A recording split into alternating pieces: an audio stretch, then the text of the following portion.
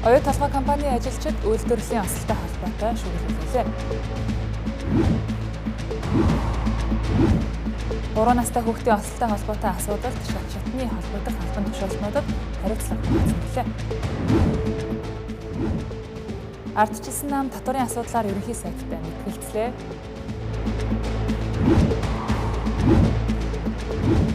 Улсын хурлын чуулганаар сандал суудлын асуудлаа хэлэлцлээ. Чихэр амттан бүхий ууттай бэлгэнд сахарын агуулмж хүүхдийн өдрийн зохистой хэрэглэнээс 15-аас 20 дахин их байна. Оройн төргийн үзэгчдээ Тэнгэр телевизийн 7 мэдээллийн хөтөлбөр эхэлж байна. Анхаарлаа хандуулна.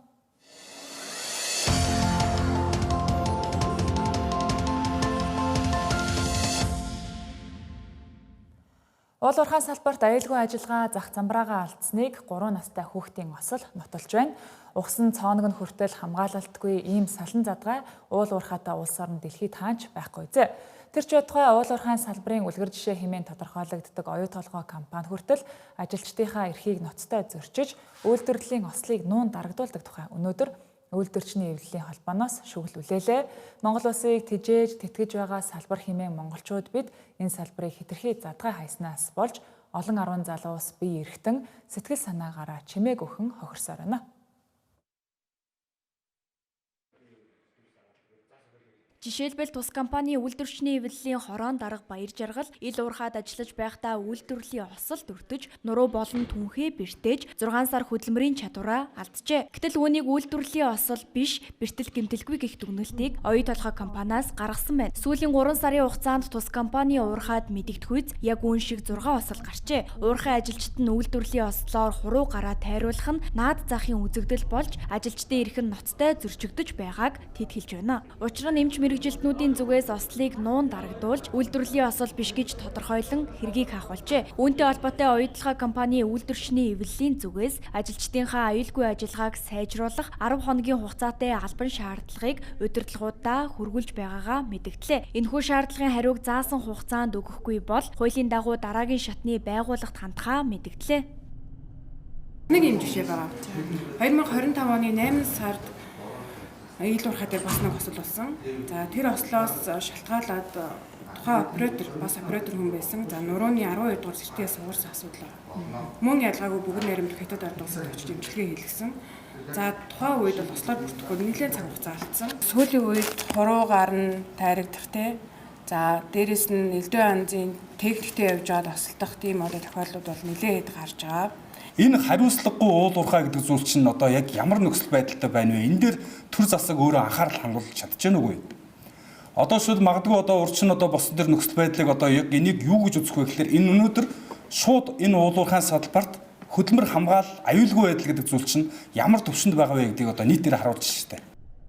Оюут толгойн уурхай стандартын дагуу ажилчин өөрийн ажиллаж буй нөхцлөө эрсдэлтэй гэж үзвэл ажлаа зогсоож хийхгүй байх бүрэн эрхтэй. Гэтэл цаг агарын эрсдэлт нөхцөл ажиллах боломжгүй тоногт хөөрөмжөнд ажилчдыг дарамталж хүчээр ажилуулах тохиолдлууд оюут толгойн уурхайд газар авчээ. Үүнийг эсэргүүцсэн ажилчдыг ажлаас нь халах, цалингийн арга хэмжээ авах зэргээр сүрдүүлдэг ажээ. Ямар нэгэн үйлдвэрлэлийн осол гарсан ч төрөнийг нуун дарагдуулж идэг. Үйлдвэрлэлийн ослыг гарахгүй тулд тэр дуу хоолойгоо тодорхойлж хэлсэн ажилчдыг бас одоо үг хэлээр нь одоо боомлж одоо ингэж ажлаас нь одоо цахилгаан арга хэмжээ хүртэл одоо ингэж хавдаг. Оюут толгой компани ажилчдад тулгамдж буй асуудал бусад уурхайд ч мөн тулгамдах болжээ. Тухайлбал гадны хөрөнгө оруулалттай Jinho Peng компани аюулгүй ажиллагааны журмаа мөрдөж ажиллахгүй, үүнийг нь эсэргүүцсэн ажилчдаа цалингийн арга хэмжээ авахын зэрэгцээ ажлаас нь халах болжээ. Мөн ажилчдынхаа хөдөлгөөнийг GPS-ээр хянаж, илүү хөдөлгөөн хийсэн ажилчдаа дарамт үзүүлж 600 гаруй ажилчдынхаа эрхийг зөрчиж байгаа талаар тэд мэдээллээ. Эрх мэдлийн дагамгааж ашиглаж одоо ингэж цалингийн 10%, 20%-аар торгодог, ажлаа хийх тайван нөхцөлийг бүрдүүлж өгдөг, байнгын дарамт шахалтаар хяндаг, GPS-ээр хяндаг, GPS-ээс зөрсөн үйлдэл хийхээр цалингийн арга хэмжээ авдаг. Одоо ямар нэгэн одоо тийм тэр хүмүүсийг одоо байнгын тийм стресс, тийм дарамтны шахалтанд одоо оруулж нөхцөл байдлыг одоо хүний хөдөлмөрлөх нөхцөл байдлыг одоо хүн дээр зөрчиж байна. Хариуцлагагүй уул уурхайн компаниудаас болж ажилчид болон эргэн тойронд нь амьдарч буй бага насны хүүхдүүд хохирч буй үйл явдлууд өрнөсөөр байна. 10 гаруй хоногийн зайтай 2 хүүхэд уурхайн цооногт унсан харамсалтай хэрэг гарлаа. Тийм ч учраас уул уурхайн компаниуд аюулгүй ажиллагаагаа сайжруулах шаардлагатайг үйлдвэрчний эвлэлийн хорооноос анхаарууллаа. Жилд 800 гаруй үйлдвэрлэлийн осол бүртгэгддэг. Үүний 50 орчим хувийг уул уурхайн салбар дах осол гэмтлүүд эзлэж байна. Монгол Улсын ерөнхий сайд учрал Төв аймгийн Заамар суманд 3 настай хүүхэд уул уурхайн цооногт унаж осолдсон асуудалтай холбогдуулан мэдээлэл гаргалаа. Тэрээр уул уурхай эрүүл мэнд байгаль орчны салбарт бүхэлд нь улсын хэмжээнд хяналт шалгалт хийхээр болсон тухайга мэдээллээ. Түүнчлэн саяхан болсон хүүхдийн төлөө үндэсний зөвлөлийн хуралдаанаар өмнө нь өгсөн үүрэг даалгаврыг холбогдох газрууд 100% биелүүлээгүй болохыг зарлалаа. Уурхай өрөмдлийн цооногт хүүхэд унсан энэхүү эмгэнэлт үйл явдал санамсаргүй тохиолдол огтос биш. Хууль дүрмээ барьдаггүй, стандартыг барьдаггүй, хяналт сул, үний хүүхдийн аюулгүй байдлыг сахин хамгаалах үүрэг хариуцлага бүх шатанд ухамсарлахгүй байгаагийн тод илрэл юм а гэж дүгнж болно. Манай улсад сахилгын хариуцлагын зуд нөөрлсөн байна. Хөдөлмөрийн аюулгүй байдал алдагдсан байна. Тийм ч учраас үйлдвэрлэлийн осол мэргэжлээс шалтгаалж байгаа одоо гинтийн золгүй явдлуудын тоо жил их тусам өсөж байгаа дээр бид үнэлт дүгнэлт хийх ёстой. Ийм ч учраас би ажиллаа авсан даруйда хөдөлмөрийн аюулгүй байдал эрүүл ахуйн тухай хуулийг шинээр боловсруулж хөдөлмөрийн аюулгүй байдлын шинэ стандартыг нэвтрүүлэх, урьдчилан сэргийлэх зорилготой эрх зүйн орчныг бүрдүүлэхээр ажиллаж эхэлсэн. Өнөөдөр улсын их хурлын даргад хөдөлмөрийн аюулгүй байдал эрүүл ахуйн тухай хуулийн шинжилсэн хариулгын төслийг өргөн мэдүүллээ. Монгол улсын хэмжээнд стандартыг барьж хариуцлага ухамсарлаж ажиллахыг бүх шатанд шахаж шаардах болно. Уул уурхайн олборлж явуулж байгаа бүх талбайд улсын хэмжээний төлөвлөгөөт бус үзлэг тооллогыг явуулж бүх аймаг сумын засаг дарга төрийн байгууллагуудад илэрсэн зөрчил дутагдлыг арилгахыг даалгаж байгаа. Ерөнхий сайдын албан даалгаврыг 9 одоо чиглэлээр уул уурхай үйл ажиллагаанд байгаль орчин хүний аюулгүй байдлын хангалтаар авах арга хэмжээний тухай хугацаатай үүрэг даалгавруудыг өглөө. Дулааны улирал эхэлж байгаатай холбогдуулж зөвхөн уул уурхайг илтгэх барилга, замын ажил, эд хүчилттэй холбогдуулж бид мөн одоо улсын хэмжээнд улсын үзлэг зохион байгуулахаар одоо ерөнхий сайдын албан даалгавар тусгалаа. Аймаг нийслэлийн дарга нарт, сумын дарга нарт, засгийн газрын яам агентлагуудад бүх шатанд улсын хэмжээнд төлөвлөгөөт ус улсын үзлэг зохион байгуулж шаардлагатай арга хэмжээнүүдийг авч ажиллахаар шийдвэрлсэн. Монголын төр бүх байгууллага компаниуд хууль стандартыг сахиж мөрдөж та бид хамтдаа хүүхдүүдийн амнаас амьдрах эрх аюулгүй байдлын төлөө өндөр үүрэг хариуцлагатай сонор сэрэмжтэй ажиллах цаг үе ирж байна. Монгол Ардын нам сүүлийн 10 гаруй жил засаглахдаа 17 төрлийн татварыг нэмж зарим татварыг шинээр бий болгожээ. Энэ бол эрх баригчид сонгуул бүрээр татвар нэмэхгүй гэж амлан иргэдийг хуурч ирсний илрэл гэж сөрөг хүчин шүүмжилж байна. Хамгийн гол нь энэ хурааж авсан татваруудаа эргээд нийгэмд тэгш хуваарлах биш, эрх баригчид гарынхаа салаагаар урсгаж өрн таран хийсэнд тэд шүүмжлэлтэй хандж байна. Энэ мэдчлэн татвар болон данхар төртэй холбоотой асуудлаар өнөөдөр сөрөг хүчний гишүүд ерөнхий сайд учралтай мэтгэлцлээ. 16 оны, 20 оны, 24 оны танаа намын сонгуулийн өрийн хөтөлбөрүүдийг дарга нарын зураг өгөх юм өрийн хөтөлбөрүүд байна л да. Татвар нэмэхгүй. Тэгээд тов тодорхой 3 өрийн хөтөлбөр 3 сонгуулийн амлалтан дээр тов тодорхой биччихсэн. Гэтэл энэ хугацаанд тоогоороо бол 17 татвар нэмж авжээ. Нэмж заримыг шинээр бий болгож зарим татваруудыг Өнгөрсөн хугацаанд яг нэмэгдсэн татваруудыг би харж үзлээ. За онцгой албан татвар нэмэгдсэн. Импортын барааны гайлын албан татварын хувь хэмжээ нэмэгдсэн. За үүнд юу боддог гэхээр согтууруулгуунда тамхины онцгой албан татварыг үе шаттайгаар нэмсэн байлээ. За хувийн орлогын албан татварыг анх удаа прогрессив болгосон. Шатлсан татварын тогтолцоороо шилжүүлсэн. За нийслэлийн албан татварын хувь хэмжээ 1 байсныг 2 болгосон. Агаарын бохирдлын төлбөргээд одоо эдгээр татвар төлбөрүүд бол нэмэгдсэн. Саяны яригдаад байгаа олон татвар хураамж авилга энэ олон зүйлийн чинь сүүдэрт нь асар олон яг өнгөрсөн 10 жилийг ярихад асар олон нэг юм дутуу эхлээд хажчихсан одоо танаа намын гэж хэлий засгийн газруудын дутуу эхлээд хажчихсан том төслүүдийн овоолго Монгол улсаар дүүрлээ. Том төрөөс ухаалаг төрлөө шилжилтийг бид бодиттой хийсэрч байгаа. Би ажил аваад 2 сар болоог байна. Тэгвэл бас хийсэн ажлууд байна. Юутаач одоо уул уурхай 14 өмчт компаниг татан буулгалаа нэг 67 тэрбум шууд хэмнэж байна. Түмнээ энэ татврын дарамтнаас яаж салах гэж байна? Яг бодтойгоор бол иргэн сая төгрөгийн цалин авлаа гэхэд өнөөдөр татварт 38-аас 40% явж штэ. Тэгэхээр сая төгрөгийнхээ 400 мянган татвар төгчөөд 600 мянгаар яаж амьдрах юм бэ? Энэ дээр ямар бодлого байна? Татвар гэдэг бол өөрөө нийгмийн баялагийг хуваарлдаг бодлого байхгүй. Тийм учраас өндөр орлоготой илүү төлөө гэдэг зарчмыг л би барьж байгаа. Тийм учраас прогрессив такс руу шилжинэ. Гэтэл та нар 20 сая төгрөгийн орлоготой хүний 1 куб болгочоо. Энээс 200 мянган төгрөг авчаа. 2 сая хүнээс нь 2 саяын цалинтай хүнээс бас 2% авчааг ийм шудраг бус юм яриад байж болохгүй шүү. Та сүүлийн 10 жил энэ бүх төр данхаг та захин мөнгөслийн яамны сайд байсан. Засгийн газрын зэрлэг газрын дэд дарга байсан. Засгийн сэрсэн дарга байсан. Тэргүүн шадар сайд байсан. Улсын хурлын дарга байсан. Одоо та ерөнхий сайд. 3 удаа сайд 2 удаа дарга. Хамгийн том дарга Монголын. Та энэ төр данхааж яхад төрийн бүх зүр ашиггүй болж яхад үйл ажиллагаа нь үр дүнгүй болж яхад та энэ дундуур нүдэн болоод ихэнд үл өнгөрөөг. Бүгдэнд нь таны оролцож байсан. Би хэрэглэхийн дарга багтаа төрийн өмчт компани энэ бүтээн засаглал ил тод байдлыг сайжруулах хуулийг боловсруулж өргөн мэдүүлсэн. Нийтийн өмчийн хуулийг би өргөн мэдүүлсэн. Их хурал дээр жил болж байгаа. Ажлаа би хийсэн.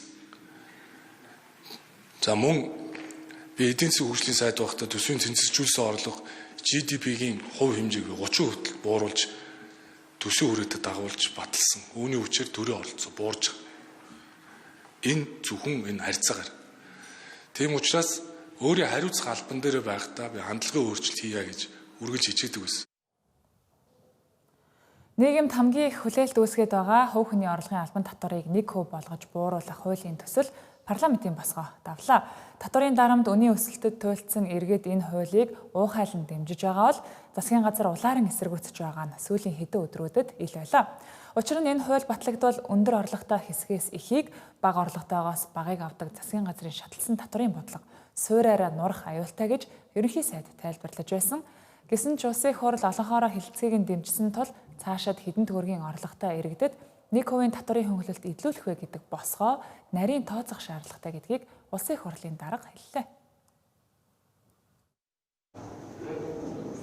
Хувь хүний орлогын албан татварыг 1% болгох хуулийн төсөл өргөн баригдсан цагаас л засгийн газрын хамгийн том шүдний өвчин болсон. Засгийн газар энэ хуулийг ихэд популист төсөвт цоорхоо үсгэж шатлсан татварын бодлогыг үгүй хийх эрсдэлтэй гихчлэн бүх талаар эсэргүүцэж байсан. За мэргэжлийн байнгын ороо болох төсвийн байнгын хороон дээрч энэ хуулийн төсөл дэмжигдээгүй. За ингэснээр энэ хуулийн төсөл дэмжигдэж чадалгүй унах нь гэх таамаг хөвөрч эхэлсэн. Харин өнөөдөр улсын хурлын гишүүдийн олонх нь хувь хүний орлогын албан татварыг 1% болгож бууруулах хуулийн төслийг хилэлцэхийг дэмжлээ. Хувь хүний орлогын албан татварын тухай хууль өөрчлөлт орлоготой хуулийн төслийг үйл баримтлалын хүрээнд хилэлцэхийг дэмжиж гэсэн саналын томьёолоор санал хураалт явуулъя. Санал хураалтанд 104 гишүүн оролцсноос 60 гишүүн буюу 57.7% саналаар энэ санал дэмжигдлээ. Тэнгэр шиг орлоготой улсуудын татварыг 1% болгож болохгүй. Үнэхээр бага орлоготой иргэдтэй байдас 1% болгох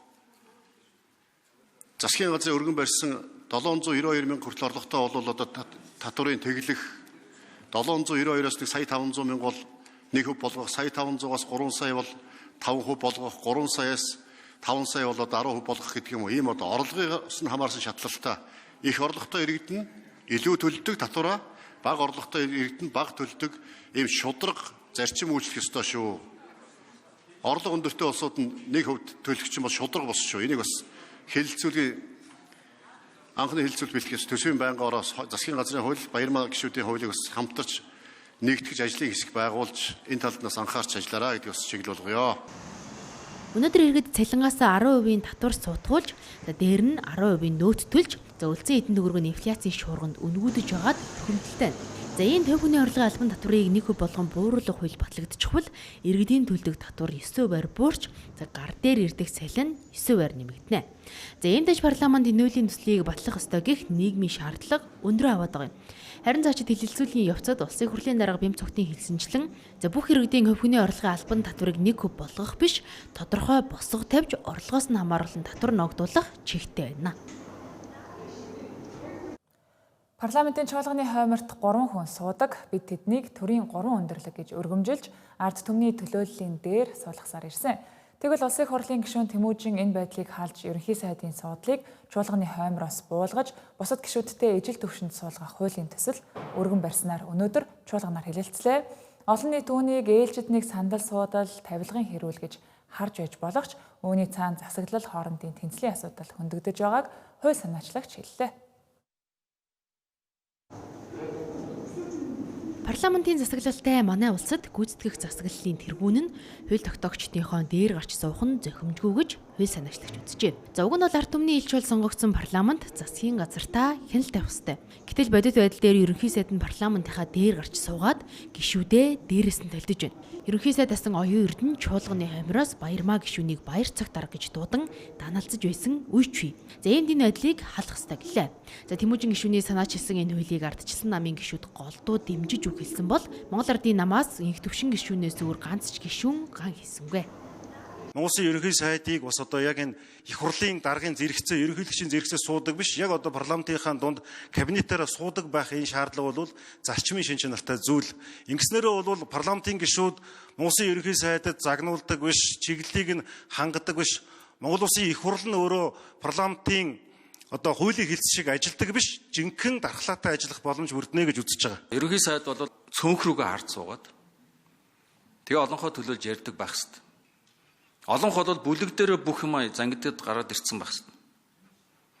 Тэгэхгүй одоо олонх ч энд орж ирчээд бүлэг дээр зангидад чадаагүй юм ерөнхий сайдтайгаа энд орж ирж маргаа суугаад байгаа шүү дээ. Улсын хурлын тухай хуулиар гишүүн хэлцэж байгаа асуудлаар санд үг хэлсэн үг саналд нь бол бүрэн эрхийнхээ хугацаанд болон хуулийн дараа нь ч гэсэн хариуцлага хүлээхгүйгээд тэгэхээр засгийн газрын гишүүдэд хариуцлага хүлээж. Тэгэхээр энэ субъектүүдийг тусад нь одоо жишээлбэл суулгаж одоо ялгаж бас харагдуулмаар хэрвээ сандал ширээний асуудал яригдахаар бол тусад нь ерөнхий сайдын суудлын энэ засгийн газрын гишүүдийн суудлын энэ суудлын дээрээс та улсын хурлын гишүүнийхээ хувьд биш засгийн газрын гишүүний хувьд үг хэлж байгаа учраас хариуцлагатай шүү гэдгийг бүр тодорхой зааж өгд юм бэлээ.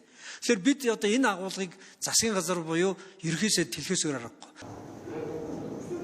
Дэлхийн бусад улс орнуудад ерөнхий сайд нь парламентын гишүүдтэй нэг төвшөнд зэрэгцэж суудаг жишггүй. Жишээлбэл дэлхийн парламентын эцэг гэгддэг Англид ерөнхий сайд нь буцад гишүүдтэйгээ яг нэг төвшний урт сандал дээр суудаг байна. За тэнд ямар ч эндэр ямар ч хомир байхгүй. За манай улс ч мөн энэ жишгийн дагуу ерөнхий сайдын суудлыг чуулганы хомироос буулгаж гүйцэтгэх засаглалыг тэргүүлж байгаа хүн нь сөрөг хүчнийхээ удирдагчтай яг нэг төвшөнд нүдрүү нь харж байгаад мэтгэлцдэг байх ёстойг хэлж байлаа.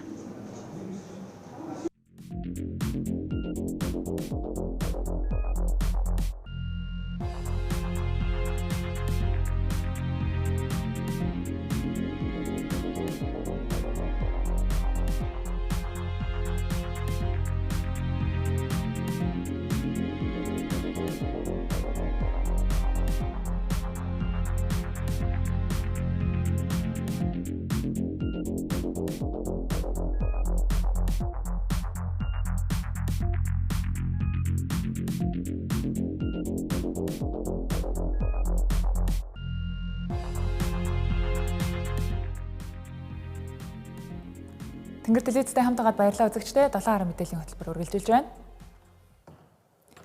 Гэр хорооллын айл өрхүүдэд сэргээдэг хэрчим хүч ашиглан яндангаа буулгаж шахмал түвшнээс татгалзах сонголтууд нэмэгдсээр байна. Нарны хавтангаас гадна айл өрхүүд агаарын урсгалыг ашиглан өрхийн дулаана шийдэж эхэллээ. Тэдний нэг бол Чингэлтэй дүүргийн 17 дугаар хорооны оршин суугч Отгон Баярх юм а. Өнгөрсөн үйл тэднийх гал төлөлгүй гадна агаарыг дулаан болгон хувиргадаг эрчим хүчний дулааны насоостой өвлжжээ. Энэ харагдаж байгаа цагаан төхөөрөмж нь гадна агаарыг сорон авч буцаагаад дулаан болгон хувиргадаг халаагуур юм.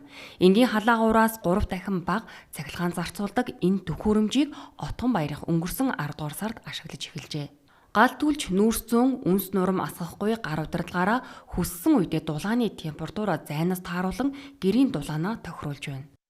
За нэг 9 эхэлсэн байхад бол нэг бараг нь 29-30-таар тавиал тэгэл ерөн жоохон халуун малун байхад тэгэл гарацанд болгочтой. Манайх ч одоо нүүрс одоо сард манайх ч одоо нэг 30-40 шуудаа нүүрс авдаг байсан. Тэгээд тэрнээс тэгээ модзод хүртэл авдаг. Хамаагүй хэмнэж байгаа. Манайх ч нодно 10 сард энийг чинь тавьсан шүү дээ. 10 сар тавиал тэгэл одоо 10 сар болохоор тэгэл ундаар болно да. Одоо ингээд энэ дээрэн дараа унтраа. Ингээ унтраач. Ингээ унтарчлаа. Тэгээд ингээд энэ дээрэн дарангууд ингээ асж байгаа. Тэгээ асангуудаа нэг гараац нь болохоор энэ дээрээ нэмээд имчин. Одоо бүр ингээ 28 болохоор бүр амар хална. Бүр хөлс мөс асгана. Бараг нь халууцаад. Агаар орчны бохирдлыг бууруулах чиглэлээр Чингэлтэй дүүргийн засаг даргын тамгын газар, Голомт банк болон EcoSquare Energy хязгаарлагдмал хариуцлагатай компани хамтын төслийн үр дүнд ламжаавихтай адил 300 өрх энэ халаагуураар одоо өрхийн дулаанаа шийдэж тав тухтай амьдарч байна. Бид нар нөгөө 300 өрх дээр сорилуулт хийхдээ сонгосон шалгуур маань үндсэндээ л гэр хорооллын буюу 5 хаантаа гэрт амьдардаг өрх гэсэн шалгуур байсан. Яг одоогоор бол бид нар шууд ингээд иргэнд ингээ орхичээ гэсэн бодлого байна. Бид нар дүүрэг дээрээ бас тодорхой хэмжээнд нэг юм өмчийн бүртгэлээр бүртгэж авчаад тэгээд иргэн өөрөө хариуцлагатайгаар энийг нэг 2-3 жил доктортой байдлаар ашиглаад ингээд явсан тохиолдолд бид нар иргэнд одоо өмч олгож шилжүүлэх одоо энэ нэгсэндээ бас нэг хариуцлага талаас нь тийм бодлогоор явж байгаа. Хоёр улирал дамнан хэрэгцсэн төслийн хүрээнд төсөлд хамрагдсан 300 өрхийн судалгааны үр дүнд дотор агаарын чанар сайжирсан, өдөр тутам галтүүлэх, үнс гаргах, нүүр зүүхэд зарцуулдаг цаг 1-2 цагаар хэмэгдсэн үр дүн гарчээ. Энэхүү эрчим хүчний шийдэл нь зөвхөн халаалтын төхөөрөмж бус, харин өрхийн амьдралын чанарыг дээшлүүлэх, ахуйн хөдөлмөрийг бууруулах, эрүүл мэндэд цөрөг нөлөөтэй хүчин зүйлсийг багасгах шийдэл болж байгааг онцоллоо. Цэнгэлдэх хотхонд орон сууцны дээд давхарт гал төмөр гарч өндөр байшингийн гал унтраах туршлагагүй онцгойгийнхан чамгүй сандарсан. Гэтэл үүнээс ч илүү хүнд нөхцөл донд хотын төвөөс 2 км-ийн цаана хүмүүс амьдарч байна. Онцгойгийнхан орох гарах гарцай тугай явган хүн алхахад хүндрэлтэй төлөвлөлтгүй годамжныхын тухай манай сурвалжлагч дараах мэдээг хэлээ. Гэр хорооллыг барилгажуулах нэгдсэн бодлогогүйгээр аж ахуйн нэгжүүдийн гарт орхисон жишээ бол Сүхбаатар дүүргийн 9 дугаар хороо. Энд хүүхдийн тоглоомын талбай, ногоон байгууламж байтугай явган хүнч чөлөө толох зам олтгойжээ. Уг нь бол энэ барилгын компаниудад орон сууц барих зөвшөөрлийг нийслэл өөрөө өгдөг. Тэгэхээр орон сууц барьж ашиг олох гэж байгаа компаниудыг буруутгахгүй юм а. Ийм төлөвлөлтгүй эмх замбрааг нөхцөл үүсгэсний золиос нь хүүхдээ тэрсэн эхчүүд, өндөр наснууд сургуультай явахдаа автомашинтай зэрэгцэн алхахаас өөр сонголтгүй болсон хүүхдүүд болж байна. Хүүхдээ ингээд гадаад тоглуулахад хүртэл айгүй хэцүү. Замнууд нь бүгдээрээ нөгөө ийм шорон замтай. Тэгэл маш их ингээд ийм шивүү. Ер нь хүүхдийн аюулгүй байдлыг зөрчиж байгаа л гэж үзэж байгаа. Одоо ингээ хүүхдүүдээс салхилуулах хэрэг чинь энд барилга байшингийн дуу чимээ маш өндөр. Одоо өглөөнөөс ингээл орой болтол дуу чимээний маш их юутай чимээтэй. Явах зам нь хомс тэгэл ер нь амар шавар шавхаатай л бит. Одоо энэ шийднээс өөр тэгэл тоглох газар байдаг шүү дээ. Хаяа амралтаараа энд ирж тоглолоо тэгэл. Ерөөсөө таагүй амар хэцүү. Тэгээд зогсоолч байхгүй. Тэгээд энэ урталтай байх гэж байгаа манай юунууд харин сүүхийнхэн заргалцаар байгаа юу яагаад аваагаагүй цэцэрлэг болгосон. Тэгж нэг амин авар гэж. Юу машин тавьчих явах хэрэг. Юу алах бай. Замбраагүй. Үнэхээр манайх бол яг хот төлөвлөлт хэрэггүй. Үнэхээр ингээ хаа сайгүй барилга баригдчихсан. Тэгээ үнэхээр ингээ ногоон байгууламж хий гэсэн ч газаргүй бүгдээрээ л хувийн өмчүүд болчихсон. Нийтийн эзэмшлийн талбайг газар байхгүй. Улсын комиссийн шүү дээ. Тэр хүлээж авахдаа бас засаг дарганаа оруулдаг байвал айгүй зүгээр байгаа байхгүй юу? Тэгэх юм бол тэр засаг даргач хорон дээр энэ болохгүй. Эдний юм ба ядаад ингээ хүүхдийн тоглоомоо стандарт болгоод өгөөч гэдэг бидний шаардлага тавьмаар байгаа байхгүй юу? Өнгөрсөн борооны хойноос цөв нөмөрдөг нь хот өөрөө. Одоо үлдсэн хэсэгхэн газартаа автозан тавих нэ. 2 машин зурж чадахгүй гэмээр нарийн зам босно. Бас суурьшлийн шинэ бүсэд сургууль цэцэрлэг төрөлнгээд хотын хийх ёстой ажлууд үлдэж байна. Энэ бүхний араас нь төлөвлөхөд асар их зардал гарна. Гэхдээ татвар төлөгчдийн мөнгө уйлдаггүй учраас одоо энэ хороонд ногоон нуур цэцэрлэг төрөлн байгуулахад 16.5 тэрбумаар газар чөлөөлж бүтээн байгуулалт хийхээр болжээ. Ухаалаг утас дэлгэцийн хамаарал буюу шинэ технологийн хит хэрэглэнээс үүдэж бага насны хүүхдүүдийн дунд хараа муудах эмгэг сүүлийн жилүүдэд эрс нэмэгдэж улмаар тэдний суралцах чадварт сөргөөр нөлөөлөх болсныг мэргэжилтнүүд анхааруулж байна. Дэлгэцийн хит хэрэглэнээс үүдэлтэй харааны гажиг залуужиж буй энэ үед Монголын нүдний эмч нарын нийгэмлэгийн 35 дугаар эрдэм шинжилгээний хурлуулж хүүхдийн харааны эмгэгийг эрт илрүүлэх, урдчлан сэргийлэх гарц шийдлийг хэлэлцлээ. Нүдний хараа муудах олон шалтгаан байдаг. Сүүлийн жилүүдэд шинэ технологи нэмэгдэхийн хэрээр бага насны хүүхдүүдийн дунд харааны эмгэг нэмэгдэж байгааг эмч мэргэжилтнүүд хэлж байна. 10 наснаас доош насны хүүхдүүдийн тухайд ойрын хараа муудах нь цаашлаад суралцах чадварт сөргөөр нөлөөлдөг байна. Үүний сэргийлэх энгийн арга бол тогтмол эмчит үзүүлэх, түнчлэн хүүхдийг дэлэг цудан харсны дараа 20 секундын турш холын зүйл харах дадалд сургах, хүүхдээ өдөрт наранд 2 цаг тоглуулах нь нүдний хараа муудахаас урьдчилан сэргийлэх энгийн арга гэдгийг хэлж байна. Технологи, компьютерийн хэрэглээ, утасны хэрэглээ ихсэнтэй холбоотойгоор ялцчихгүй одоо хараа муутай хүүхдүүд одоо ер нь бол маш ихсэж байна. За тэгэхээр энээс хамгийн одоо гол зайлсхийж болох, эсвэл сэргийлж болох хамгийн энгийн арга маань ерөөсөө өдөрт хүүхдээ наранд 2 цаг гадаа тоглуулах. Тэр маань ер нь бол ийм харааны гажиг үүсгэхээс эрт одоо сэргийлэх боломжтой ийм судлагдсан ийм энгийн 10-аас доош насны хүүхдүүдийн нүдний хараанд үл анзаарагддаг зүйл бол хугарлын гажиг буюу хараа муудах. Хугарлын гажгийг эмч багш эцэг эхчүүд хараад шууд мэдгэд хэцүү. Энэ нь цаашлаад суралцахад сөргөөр нөлөөлдөг. Холын харааг самбар дээрх юмаа харахгүй бол энэ хараа муутай юм байна гэж хүмүүс мэддэг. Гэтэл нэмэх шил зүүдэг хүүхдийг холын зүйлийг сайн хардаг учраас хараасаатай гэж бодоод байдаг. Гэвч энэ нь бодол байдал дээр унших бичгэд хүндрэлтэй байдаг. Монголын нүдний эмч нарын нийгэмлэгийн төвөр судалгаагаар ерхий боловсролын сургуулийн сурагчдын 15-аас 20% нь харааны ямар нэгэн эмгэгтэй бөгөөд харааны шил зүүх шаардлагатай гэсэн судалгаа байгаа юм. Тиймээс хүүхдийн харааны гажгийг эрт илрүүлснээр сурах этгийг нэмэгдүүлэх боломжтойг мэргэжилтнүүд хэлж байна.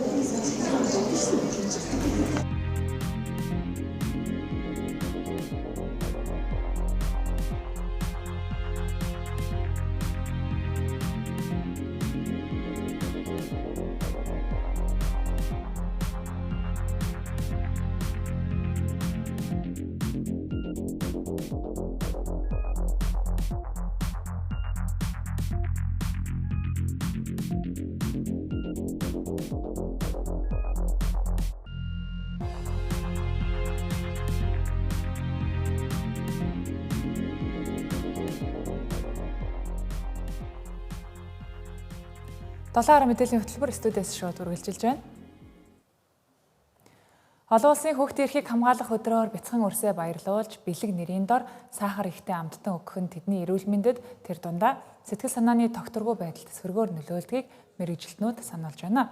Манай улсад 5 хүүхэд тутмын нэг нь жингийн илүүдэлтэй байгаа энэ үед чихрийн цуглуулгаас татгалзаж, үндэсний үйлдвэрлэлийн бүтээгдэхүүн болон логик сэтгэлгээг дэмжих тоглоом авч байгаа нь иргэдийн худалдаа авалтын чиг хандлага өөрчлөгдөж байгааг харуулж байна. Чихэр амттангаар дүрсэн нэгэн ут бэлгэнд дунджаар 300-аас 400 г элсэн чихэр агуулгадаг байна. Энэ нь хүүхдийн өдрийн зохистой хэрэглэнээс 15-аас 20 дахин их үзүүлэлт юм. Тиймээс эцэг эхчүүд сүүлийн жилүүдэд бэлэг сонголтондоо эрс өөрчлөлт хийж эхэлжээ. Ер нь бол маш их байгаад байгаа сахарын сонголт. Тэгэхээр би тэд аль болох хүүхдтэй эрүүл юм сонгохын тулд сахар багтай үйлсийг л сонгохыг нь зүгээр. Одоо өөрснөө ер нь сонгодог болсон шүү дээ хүүхдүүд чинь ийм авмаар. Тэгээд би ер нь агуулж гараад дэлгүүрээс юу ном авъя гэвэл номыг авуулаад дуртай яг авъя гэсэн тоглоомыг аваад өгч. Ер нь бол нэг хамтдаа авч өгдөг. Хүүхдтэй аль болох чихэр багтаа тэгээд эрүүл тийм л бүтээгдэхүүн авч өгье л гэж бодож байна да. Энэ жил хүүхдтэй бол юу яаж гэнэ аль болох нөгөө нэг эрүүл тал тэгээд болж өгвөл нэг чихэр юм жимсээс жоохон хосхон байх л бодож байна. Хүүхэд нэг бас ийм тоглоом их сонирхох юм. Тэгээ яг энэ тоглоом зэргийн юм ч одоо яах вэ?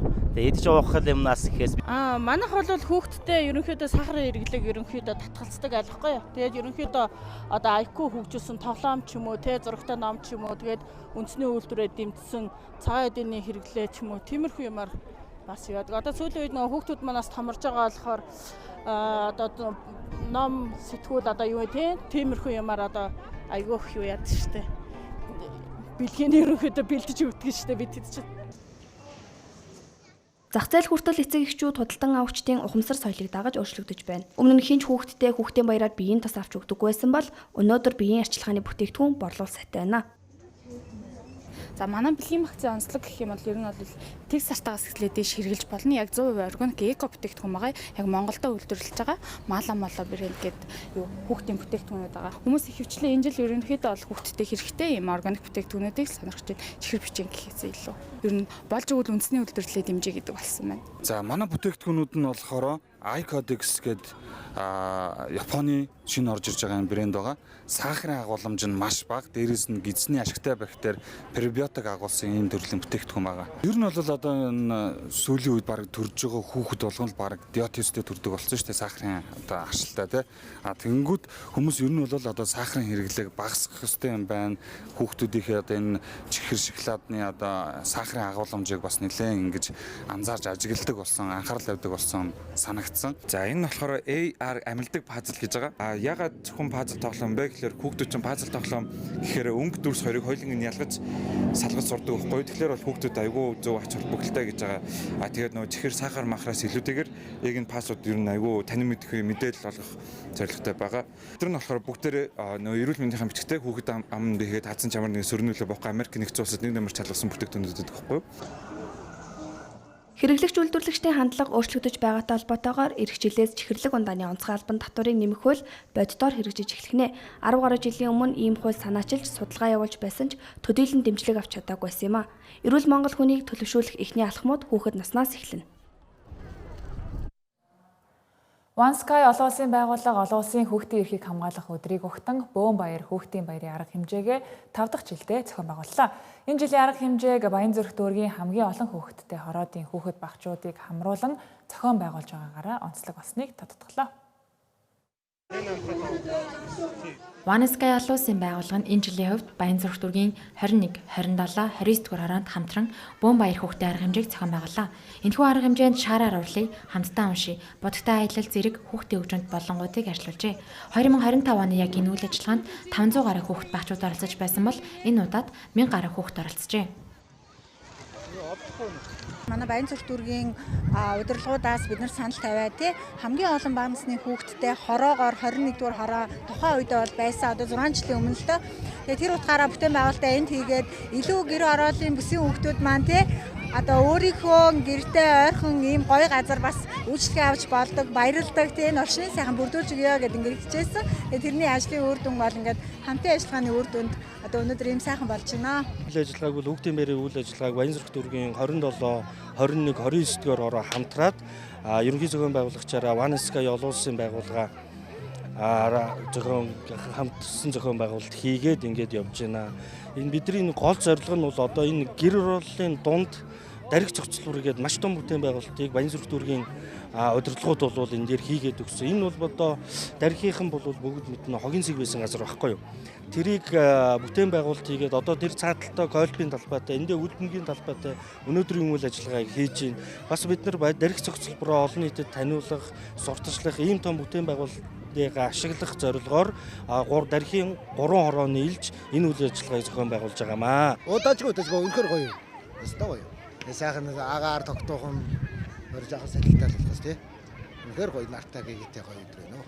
Йоо сайхан байна. Хаяа нэг юм хүмтэй ингээд зохион байгуулж байгаад үнэхээр баяртай. Хорооноос бас над руу залгаж хэлсэн. Тэгээд ийм нээлттэй өдөрлөгтэй шүү ирээрэй гэд. Таршим нуртгад One Sky-ийн Америкийн нөхцөл зөвтэй олон улсын байгууллага бөгөөд манай улсад 2018 оноос хойш үйл ажиллагаа явуулж байна. Тодорхойлбол нийслэл Улаанбаатар хотын гэр ороолын бүсэд нэртэй хүүхдүүдийн асран хамгаалагчтай зориулсан сургалтын хөтөлбөр, хүүхдийн эцэгхийн хамтдаа цаг өнгөрүүлэх боломжтой тоглоомын төв зэргийг санал болгож, эрт үеийн хөгжил, боловсрал, асаргааны чанарыг сайжруулахад чиглэсэн ажлуудыг хэрэгжүүлсээр байгаамаа. Түүхийн эдээс бэлэн брэнд рүү уламжлалт тариалангаас дижитал инновац руу гээд Хятадын Анху мужийн Фуян хот хөдөөгийн шинжилгээг хэрхэн дэлхийн жишгт хүргэж байгааг манай сурвалжлагч газар дээрээс нь онцолж байна. Фуян хотын хөгжлийн нэг тулгуур багнуул торгоны үйлдвэрлэл. Энд ялан мод тарихаас эхлээд торгоны үт үржүүлж эцсийн брэнд хувцас хийх хүртэлх бүх шат амжилгыг 100% нэг дор зангидж хийдгээ. Тухайлбал Анху Жинжу Сил компани энэ нь зөвхөн лангуу түрээслүүлдэг эсвэл бэлэн бараа зардаг зах худалдааны төв биш. Харин өөрийн гэсэн 1000 гаруй ажилтнтай 18 гаруй га газарт байрлах том үйлдвэртэйгээс гадна дотроо өөрсдийн брендийг сурталчлах музей болон үзүүрийн цогцлбор юм. Өөрөөр хэлбэл түүхийн эдээс бэлэн брэнд соёлын музей хүртэлх бүтэн экосистемийг босгож чадсан хөдөө аж ахуйн үйлдвэржилтийн бодит жишээ юм а. Хятад торгоны даавны түүх 5000 жилийн түүхтэй. Бидний өвөг дээдсийн 5000 жил энэ төрлийн торго даавуутай нэгт холбоотой.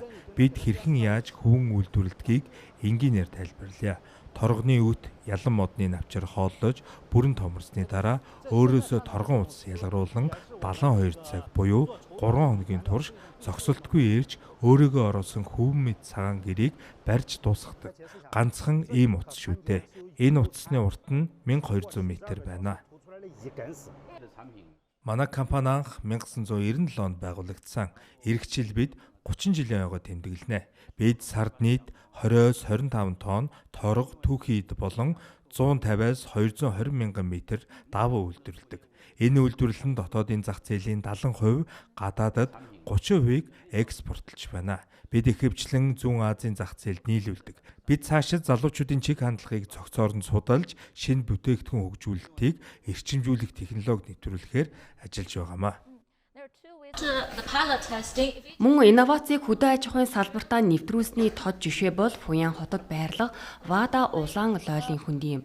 Анху мужийн Фуян хотод байрлах 780 акр талбай бүхий хөндийн ухаалаг технологиор дамжуулан уламжлалт хөдөө аж ахуйг шин шатанд гаргажээ.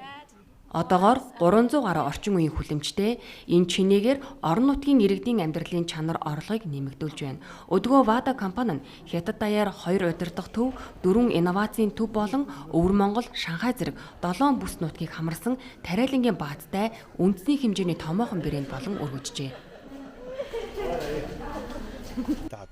Энэ салбарыг хөгжүүлэхэд илүү олон хүнийг оролцуулах нь ад жаргалтай болгоно гэж бодож байна. Энэ нь бид өөрсдөө хэдэн төгрөг олдог гэхээс илүүтэйгээр нэг салбарын экосистемийг бий болгож илүү олон хүнийг энэ салбарт оролцуулахыг хүсэж байна гэсэн үг юм а. Би энд хэдэн 10 жилийн гүн гүнзгий судалгаа хийсэн. Одоо нутгийн тариаланчтай амьдрал сайжирсан, бид бүгдээрээ ядуурлыг бууруулах тэмцэлд оролцсон. Үндэсний бодлого маш уялдаа холбоотой ажилласан гэж харж байна. Энэ жилээс манай компани үйл ажиллагаагаа илүү өргөжүүлж одоогоор өдөрт 30 мянган килограмм улаан лойл үйлдвэрлэж байгаа бол дараа жилээс 40-өөс 50 мянгад хүрэх зорилттой байна. Мөн Хятад улсын Анху мужийн Фуян хотын Инжоу дүүрэгт байрлах Баяхан тосгон нь урд өмнө газар зүйн байршлын хувьд намдор үе үер давтдаг дэд бүтэц муутай хөгжлөөс хоцрогдсон газар байжээ. Энэ нь ердөө хэдхэн жилийн өмнө юм. Харин өнөөдөр энэ тосгон Хятадын хөдөөгийн шинжилгээний хамгийн тод үлгэр жишээ орчин үеийн тохилог хот болон хувирч чаджээ. Түүхэндээ нэг гэр бүлээрээ тархан суурилсан 17 байгалийн суурингийн 859 өрхийг 2006 оноос эхлэн үер давтамтгай намд ор газраас нүүлгэн шилжүүлж одоогийн Баяхан тосгоны төвлөрсөн орчин үеийн хотхон суурьшуулсан.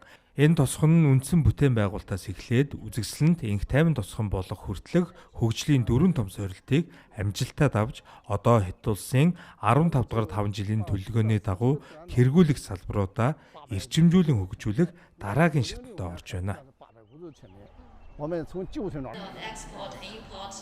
Ингээд Фуян хот сүүлийн жилүүдэд Хятадын зүүн бүсийн тээвэр логистик өндөр технологийн томоохон зангилаа болохоор зарим тэрбум ам долларын өртөгтэй мега төслүүдийг хэрэгжүүлж байна.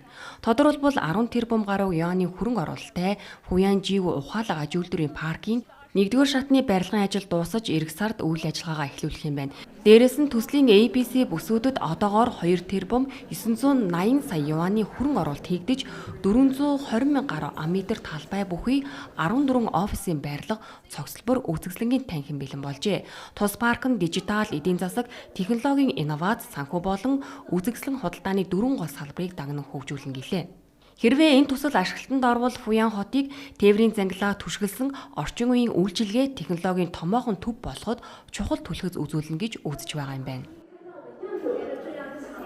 Тэнгэр телевизийн 7 гаруй мэдээллийн хөтөлбөр студиэс шууд хөрлөө. Анхаарал хандуулсанд баярлалаа.